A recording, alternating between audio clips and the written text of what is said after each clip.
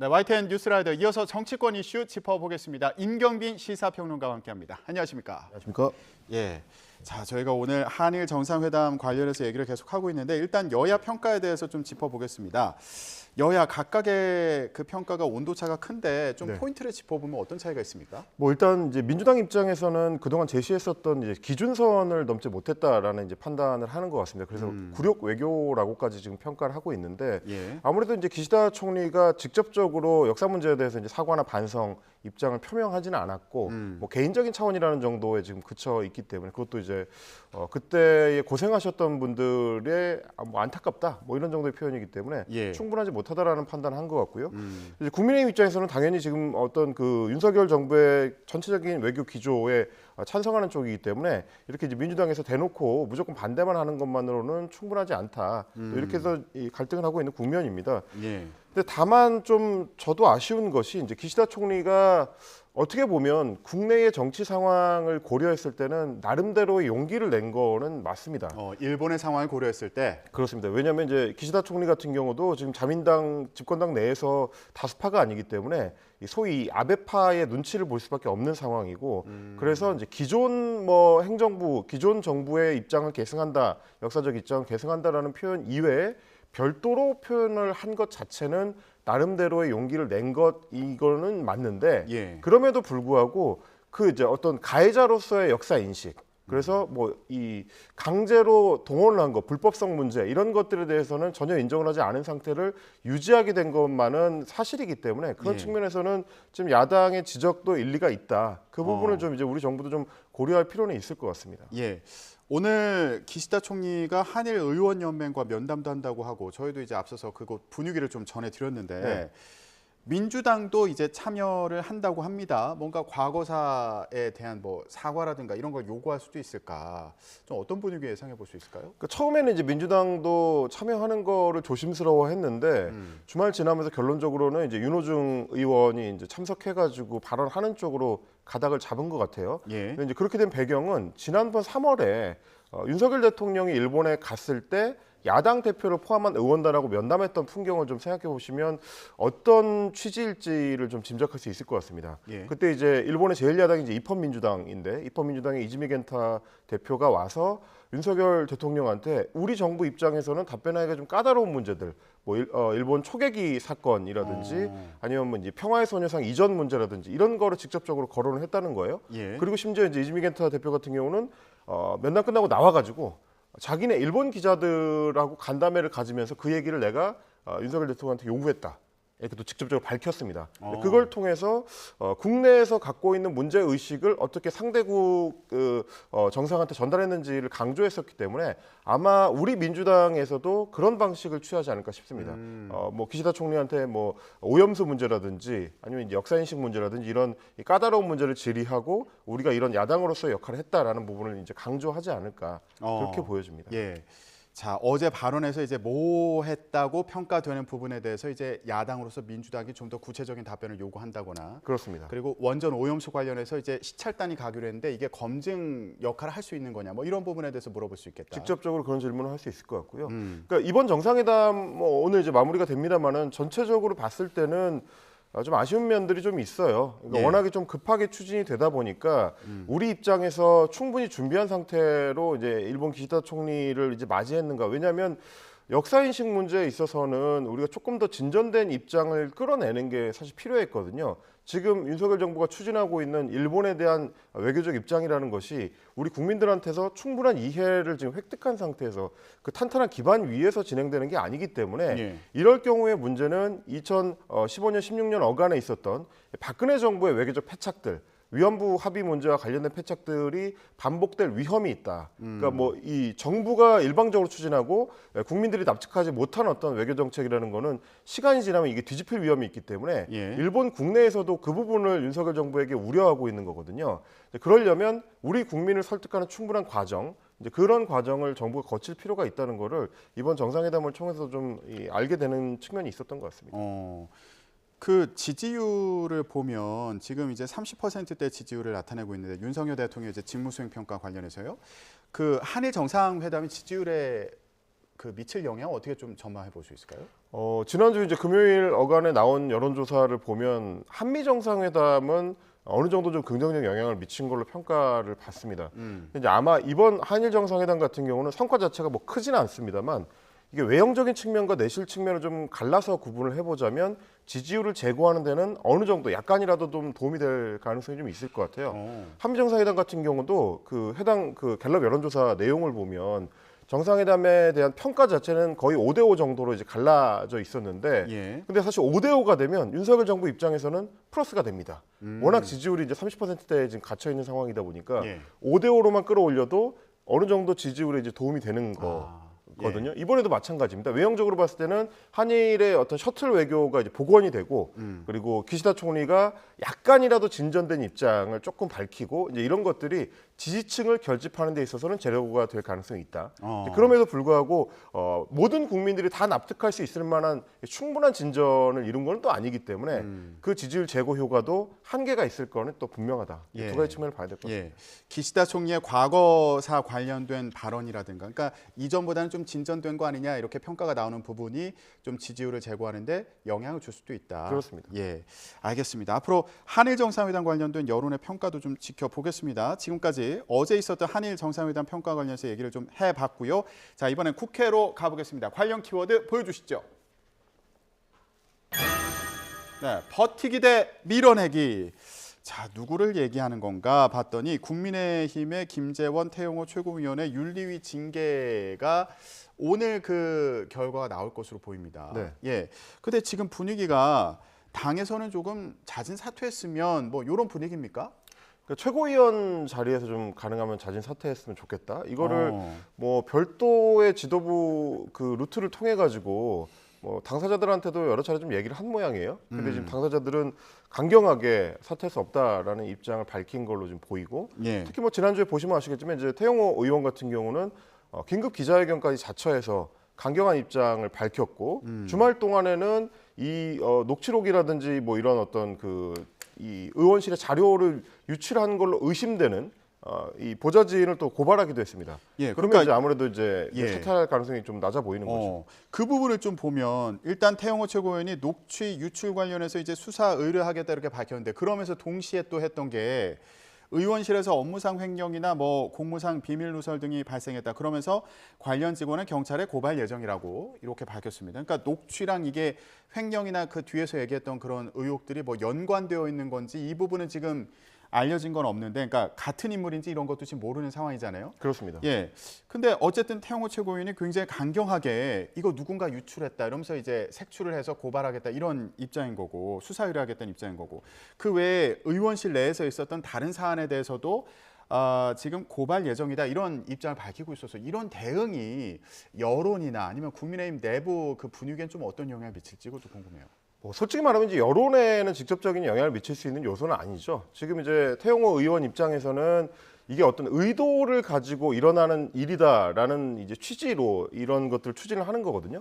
뭐 이게 이제 유출이 일어난 것도 결국은 검은 목적을 가진 누군가가 이제 이런 일을 벌인 것이라서 나도 일종의 이제 피해자다. 이런 식으로 이제 관점을 좀 바꿔보고 싶은 건데, 예. 워낙 지금 누출되고 있는 그 정보들이라든지 그 내용이 태영호 의원 입장에서 방어하기는 좀 쉽지 않은 문제들이에요. 이진복 정무수석을 이제 이 연관시켰었던 공천 녹취 문제라든지, 아니면 뭐 그 뒤에 일어났었던 쪼개기 후원 문제라든지, 혹은 뭐 스펙 그 쌓기를 도와준 측면이 있는 거 아니냐.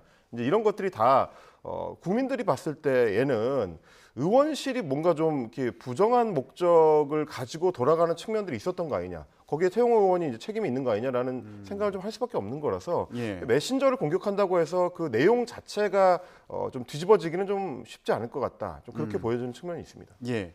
자, 그러면 이제 오늘 그 윤리위 회의를 열고 징계 여부를 결정하게 될 텐데, 김재원 최고위원과 태영호 최고위원 징계 수위에 대해서 좀 전망이 있나요? 지금 이제 당내에서는 일단 공천에 영향을 미칠 수 있을 정도의 중징계가 나와야 되는 거 아니냐라는 의견들이 좀 대체적인 것 같아요. 뭐 왜냐하면 이제 뭐 태영호 최고위원 같은 경우는 대통령실과 공천 개입 문제를 연관시킬 수 있는 지금 이제 상황이 돼 있기 때문에, 예. 당연히 이제 강경한 조치가 이루어지지 않으면 앞으로 이제 총선까지 가는 길이 험난해질 수밖에 없는 거고요. 김재원 최고위원 같은 경우는 이제 발언의 내용 중에서 정광훈 목사하고 관련해서 5.18 문제를 건드렸습니다. 5.18 같은 경우는 이제 곧 5.18 추념식도 있고 하지만 그 대통령이 워낙 좀 그 굉장히 중요하게 생각하는 문제이기 때문에 여기에 대해서도 선을 좀 긋지 않으면 당이 좀 상당히 좀 여론 측면에서 어려워질 수 있다. 그렇기 때문에 이제 두 사람 모두에게 최소한 당원권 정지 8개월에서 10개월 정도 이상. 그래서 이제 내년 총선에는 공천 신청을 할 수 없을 정도의 조치가 필요하지 않느냐. 이게 지금 대체적인 당 내의 여론인 것 같습니다. 아, 그렇군요. 근데 태영호 최고위원 같은 경우에 이제 공천 개입 그 논란, 의혹과 관련해서 이제 중징계가 예상이 되는 상황인데 태영호 최고위원이 중징계를 받으면 이 공천 개입 의혹이 또 사그라드는 건지 이것도 다른 문제로 봐야 되는 거죠. 뭐 일단 당에서는 그걸 기대하는 거죠. 지금 태영호 최고위원 본인도 얘기했다시피 뭐 이진복 수석이 그런 발언을 한 적이 없고 내가 과장한 거다라는 거기 때문에 아마 징계가 이루어진다면 그렇게 이제 과장을 해서 당을 어려움에 빠뜨렸다. 혹은 뭐 대통령실에 오해를 불러일으켰다. 이런 측면으로 갈 가능성이 있거든요. 그 징계가 확정이 된다 그러면 논리적으로는 구성이 가능한 건데 그럼에도 불구하고 국민들이 가지고 있는 의혹을 해소시킬 수 있을 거냐 이거는 또 별개의 문제죠. 그러다 보니까 뭐 당 일각에서 얘기가 되는 거는 뭐냐면 이제 이진복 수석도 좀 책임을 져야 되는 거 아니냐. 오해를 불러일으켰다면 만약에 뭐 그게 오해라고 하더라도 그런 측면에서는 부적절한 만남에 대해서 어느 정도 책임을 져야 되는 거 아니냐라는 얘기가 나오는 거고 뭐 이게 이제 앞으로 이어질 대통령실 내부에서 좀 얘기가 나오고 있는 뭐 개각 문제라든지 여기까지도 연동이 될 수 있을지 한번 좀 봐야 될 것 같습니다. 예, 알겠습니다. 자, 오늘 윤리에서 어떤 결정을 내릴지 지켜보기로 하고요. 자, 이번에는 민주당으로 가보겠습니다. 다음 키워드 보여주시죠. 60억 코인 진실 게임. 네, 민주당 김남국 의원이 주말 사이에 아주 화제 인물이 됐습니다. 자, 코인을 한 80만 개 정도 갖고 있었고 이 코인이 당시 가격을 보면 이제 한때 최고 60억 원에 달했을 것으로 보인다. 이제 이런 상황인데 좀 쟁점을 짚어봤으면 좋겠습니다. 일단 코인을 뭐 갖고 있었던 것 자체로 뭐라고 할 수 있는 상황은 아니라는 거잖아요. 근데 뭐가 문제냐 그러면 어떤 부분 지적하고 있는 겁니까? 뭐 말씀하신 대로 사실 이제 국회의원도 투자를 할 수 있죠. 그러니까 뭐 코인을 갖고 있었던 거 그 자체가 문제가 된다기보다는 지금 국민의힘에서 지적하고 있는 거는 코인 관련해서 이게 과세를 원래 하려고 하다가 여야 합의에 따라서 과세를 1년 유예한 조치가 취해졌거든요. 그게 이제 지난해 3월입니다. 근데 그걸 입법하는 과정에서 과세 유예와 관련된 세법 개정안에 김남국 의원이 참여를 해서 공동 발의자로 참여를 했다. 그렇다라는 얘기는 본인이 수십억 대의 코인을 가지고 있으면서 거기에 과세하는 법안을 유예하도록 거기에 참여한다는 건 이건 이해충돌의 문제가 있는 거 아니냐. 이 부분을 지적하는 거고요. 그게 곧 이제 공직자 윤리하고도 연결이 되는 뭐 그런 측면이라고 이제 여당에서는 주장을 하는 겁니다. 예. 근데 김남국 의원이 어제 SNS에 올린 글을 보니까 이거 이해충돌에 해당하지 않는다라는 취지의 이제 글을 올렸잖아요. 네.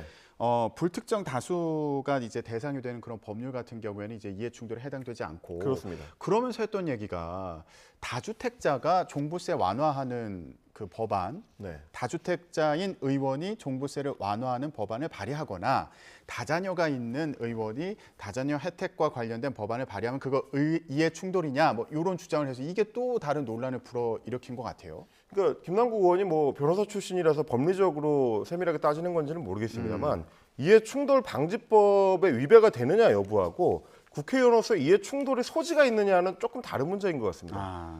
김남국 의원이 얘기한 것처럼 내가 다주택자인데 다주택자한테 이제 과세하는 법안에 참여를 한다 그러면 당연히 논란이 되죠.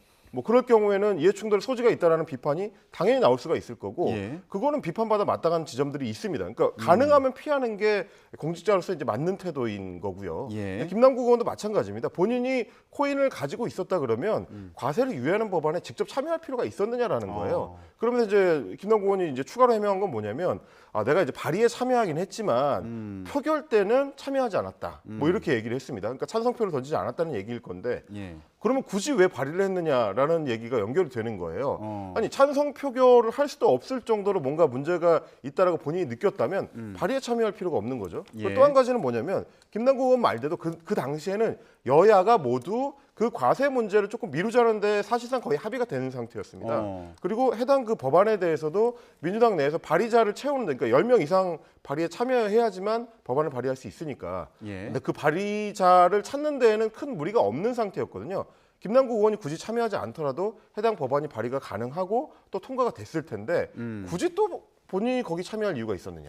이런 부분들에 대해서는 해명이 좀 말끔하게 됐다고 보긴 좀 어렵습니다. 그리고 또 다른 포인트가 이거 코인 그 투자한 돈은 어디에서 나온 거냐 이 부분인데 김남국 의원 같은 경우는 주식 팔아가지고 그 돈으로 이제 코인 투자했다는 거고 그리고 그거를 다 현금으로 인출한 게 아니라 요거를 그 거래소를 옮기는 과정에서 거래소를 이체를 한 거고 그 코인을 이체를 한 거고 그리고 다른 코인에 투자했다. 그래서 현금 뭐 인출한 거는 얼마 되지 않는다. 그러면서 ATM 그 인출 내역을 또 이제 공개를 했더라고요. 그렇습니다. 그래서 한 400여만 원 정도 현금 인출한 건 그 정도밖에 안 된다. 이렇게 얘기를 하고 있는데 국민의힘에서 주장하는 거는 아니 주식 팔아서 코인 투자했다고 그러는데 그 당시에 보니까 주식 판 돈만큼 예금이 늘었더라. 그럼 이 예금 늘어난 거 뭐냐? 또 이렇게 공세를 펴고 있는 상황이에요. 그거는 이제 사실 저희가 디테일한 내용을 좀 따져봐야 될 것 같아요. 실제로 뭐 어느 정도 금액을 초기 투자금으로 썼는지 여부 같은 거는 뭐 김남국 의원이 이제 소명을 해야 될 지점이 있습니다만, 그럼에도 불구하고 이 과정이 밝혀지는 과정들에 대해서는 저도 조금 의문이 드는 부분은 있어요. 왜냐하면 이제 FIU에서 금융 관련된 이 거래 정보를 이제 체크를 할 때 김남국 의원의 이 이제 코인 지갑에서 수십억 원이 인출이 되면 보통 이제 FIU 같은 경우는 이제 1,000만 원 이상이 인출되게 되면 그 거래를 다 이제 체크를 하도록 돼 있거든요. 고액이 인출되거나 혹은 입금이 됐을 때. 근데 인출된 게 60억 원 정도가 상당한다고 하니까 FIU에서는 이제 그걸 체크해서 검찰로 넘겼을 거예요. 근데 검찰이 그래서 계좌 압수수색 영장을 청구를 했는데 법원에서 그거는 거부가 됐습니다.